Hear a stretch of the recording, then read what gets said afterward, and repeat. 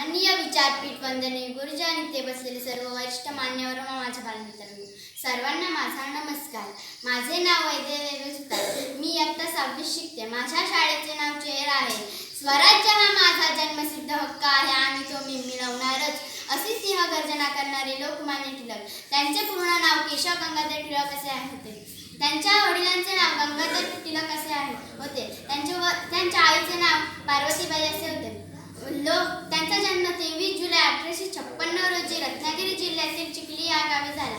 लोक त्यांना बहाल ह्या नावाने हाक मारू लागले, म्हणून पुढे चालून त्यांचे नाव बाळ गंगाधर टिळक या नावाने पडले.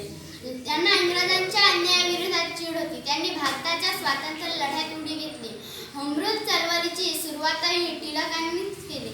त्यांनी केसरी आणि मराठा ही वर्तमानपत्रे चालू केली. त्यांनी गीता रहस्य हा महान ग्रंथ लिहिला. आज आपण मोठ्या उत्साहाने गणेश जयंती साजरी करतो. त्याची सुरुवातही टिळकांनीच केली. त्या काळात या सार्वजनिक उत्साहामुळे त्यांनी स्वातंत्र्य लढ्याची भावना जागृत केली. त्यांना इंग्रजांच्या अन्यायाविरोधात चीड होते, ते स्पष्ट होते. मनुष्य किती बुद्धिमान असला तरी त्याच्या बुद्धीचा विकास शिकण्यामुळेच होतो. एकदा काय झालं, कोणीतरी शेंगा खाऊन वर्गात घाण फेकली होती. दुपारच्या सुट्टीनंतर गुरुजी वर्गात आले. तेव्हा बघितले की टरफल इकडे तिकडे टाकली होती. तेव्हा गुरुजींनी सगळ्यांना छडा देण्यास सुरुवात केली.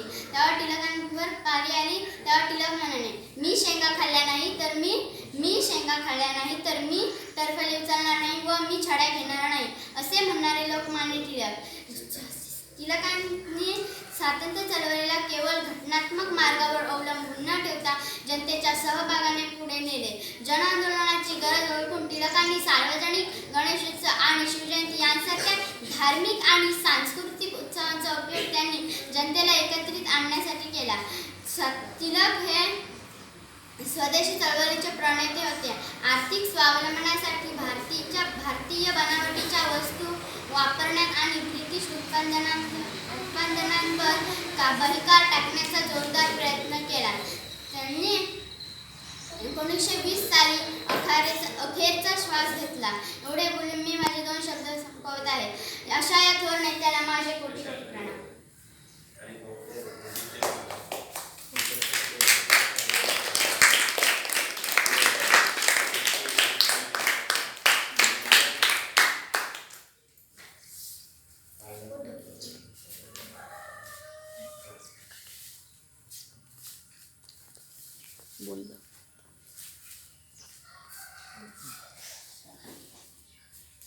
Respected stage, venerable teachers and my friends, I am going to tell you biography of Lokmanya Bal Gangadhar Tilak.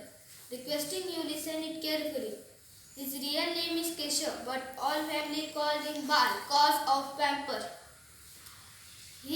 Bal Gangadhar Tilak born in Ratnagiri district, Chikhli village on 23rd July 1856.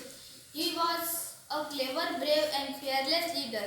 He opposed the injustice of the British. He told him, Swarajya is my birthright and I shall have it. He started New English School in Pune. He published 2 newspapers, the Kesari and the Maratha. He introduced the celebrations of Ganesh Jayanti and Shiva Jayanti as public festival. People called him Lokmanya. He is the first leader of Indian independence movement. He was highly educated that time as BA LLB. He was a teacher for some days in Ferguson College, but he wants to do social work for our nation. That's why he left his job. He fetched awareness in the people of Maharashtra and also India.